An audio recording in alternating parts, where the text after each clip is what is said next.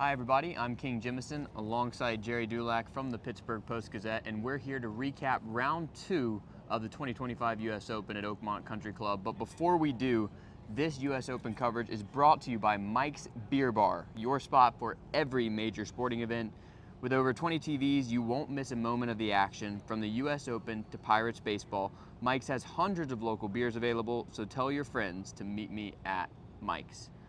Now, Gerry, it was a bogey-filled day out at Oakmont. It really showed its teeth. What did you see from the course in round 2? Well, what I saw is all those players who are under par on the leaderboard, they're dropping like flies. There's only 3 left, and the guy who went out in the 4th group of the day, 7:29 this morning, Sam Burns, goes out and shoots 65. It's the 3rd lowest score at Oakmont in a U.S. Open. And he made 6 birdies, and and at the time he wasn't in the lead, but at the time I thought, you know what, by the time the day ends, there's a good chance he'll be in the lead, and he is in the lead. And so there's only 3 guys left under par: Sam Burns, J.J. Spaun, and Viktor Hovland. And I bet by tomorrow, King, that maybe none of those guys are still under par. And you look at a guy like Scottie Scheffler, shot 71, he's at +4, he's only 7 shots back. If he goes out and shoots just 68 tomorrow, I bet he's among the top 3 or 5 guys tomorrow. So I wouldn't rule him out. He even said that after his round.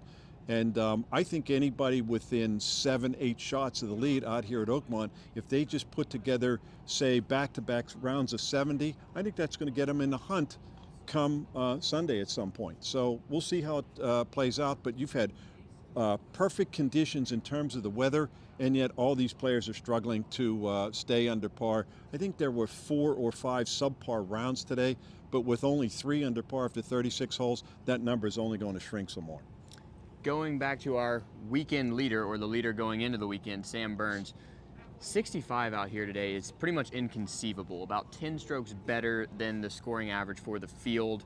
What did he do so well today? Yeah, he putted very well, and that's something that he does very well. When you do that out here, when you're able to navigate the greens, it makes a big difference. J.J. Spaun did that in the first round. That's why he shot 66 in the first round. So that's a big key out here. You're going to miss fairways, and you're going to miss greens. But if you're able to up and down it and then take advantage of the times that you do hit the greens, J.J. Spaun, even yesterday, he hit only 12 greens in regulation. I didn't check to see what the number was with Sam Burns, but whatever it is, he's obviously converting those putts, but more importantly, he's converting the up and downs, because again, you're going to miss greens here because you're going to get in the rough. But the person who does that best is probably the guy who's going to win this golf tournament. On the other player who's under par, in Viktor Hovland, he hasn't really been doing it on the greens. It's been his ball striking.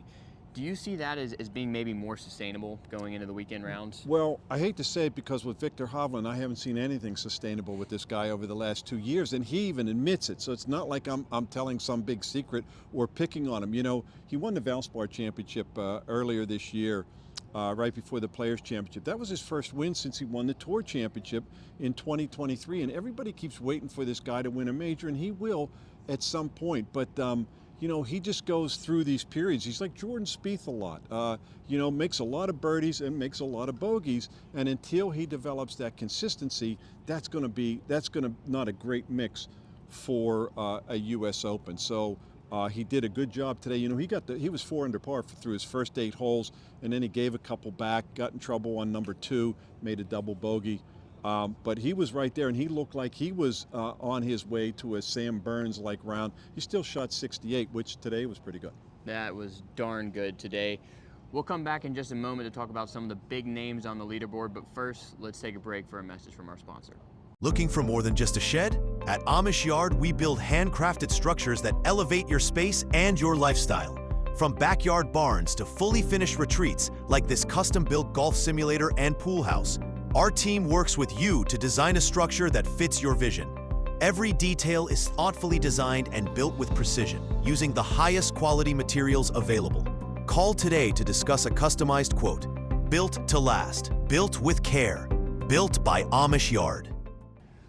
Welcome back to the round 2 recap. I'm King Jemison alongside Gerry Dulac. So, Gerry, Rory McIlroy looked like he was in danger of missing the cut Tell us about how he finished his round. You know, King, I went out walking with him when he started. She goes down one, drives it in the left bunker, could barely get it out, leaves it in the rough, punches it down the fairway, ends up making 6 right off the bat. Poor chip past the hole, 2 putts, makes 6. Goes to number 3, double bogey again. So right off the bat, he's 4 over after 3 holes. But from that point on, he played 2 under par. He made 3 birdies and just 1 bogey, and he birdied number 18, his final hole, to get under the cut line. And so I think that's going to give him a lot of momentum for tomorrow. So I know he's going to start 9 shots from the lead, but he's going to look at the totality of that round after the 3rd hole, his last 15 holes, and he was really, really solid, and that may be just what he needs to maybe kickstart his round tomorrow. So if he goes out, say, tomorrow and shoots 68 or 67, which for him is not inconceivable, he's going to jump a lot of people and put himself in position on Sunday to have a shot at the title. Because again, I don't expect 3 under to be leading after tomorrow. I expect it to be more like 1 under or even par. And we'll see what happens with the weather. But if he's at a 6 right now, and again shoots 67, he gets to 3, that'll put him right in the crosshairs for who's ever in front. And something to consider there is we may get some rain overnight. Now, forecasts have been all over the place all week. Getting a little right now. Yeah, I know, but it held off, thankfully, to get all 36 holes in over these first couple days. But if it does rain overnight and those morning groups get to play on a softer Oakmont before maybe the conditions get a little harder over the course of the day, then if somebody like Rory McIlroy was able to go out and shoot an under par round, he could find himself way farther up the leaderboard than he might otherwise think. But there is a big name who will not be with us on the weekend, and that is Bryson DeChambeau. Defending U.S. Open champion, just completely blew up today. I mean, what did you see, and how did he end up missing this cut? You know, he obviously drove the ball poorly. He had a hard time, look, as strong as he is, and I know the rough is nasty, and he could have had some really horrible lies, but he could not handle this rough out. He was not able to on these 2 days. And it really cost him. I think he finished at +10, maybe +11. But I haven't had a chance to look at the last time the defending champ missed a cut. I don't know if Wyndham Clark missed it last year at Pinehurst after winning at LA North. But that's disappointing. I'll tell you, Ludwig Oberg is missing the cut. Hideki Matsuyama missing the cut. So there's a lot of big-name players. Justin Thomas missing the cut. But Bryson DeChambeau playing that poorly. This is a guy who's been, my friend John Hopkins just ran right in front of our camera, but that's okay. But this is a guy who's finished a runner-up the last 2 years, the PGA Championship. He's finished in the top 6 in 5 of the last 6 majors. He's been a, quote, major presence on major leaderboards, no pun intended, and here he just completely blew up, and it's a little surprising. Oakmont will do that to you, particularly as hard as it played today. Gerry, any parting thoughts on the first 2 days of a pretty incredible U.S. Open so far? Yeah, I thought that the way, as difficult as it was playing, the conditions, not that I thought anybody was going to be 5 or 6 under par, it just goes to show you how difficult this golf course is, that the conditions to score were perfect, and yet they're just unable to, and that's Oakmont, and that's how tough it really is. Well, could get even tougher tomorrow, but it also might be a soggy day out here. We'll hope that the weather holds off to get enough golf in, and that's going to do it for the Pittsburgh Post. Real Post. quickly, let me just say one more thing too. Only 3 guys under par. That's the fewest since 2018, when there was only 1 under par at Shinnecock, and that was Dustin Johnson. So that just goes to show you, after 36 holes, that just goes to show you there's not a lot of players who are under par at a U.S. Open after 2 rounds. And again, only 3, fewest in how many years? 7 years. And after some social media consternation in the morning wave, when people were seeing low scores and they're like, this Oakmont is not giving us the tough test we wanted to see, I think it showed up. Give it more time. Than showed up today, time. and will show up over the weekend. That'll do it for the Pittsburgh Post-Gazette Round 2 recap. We'll be back with you tomorrow.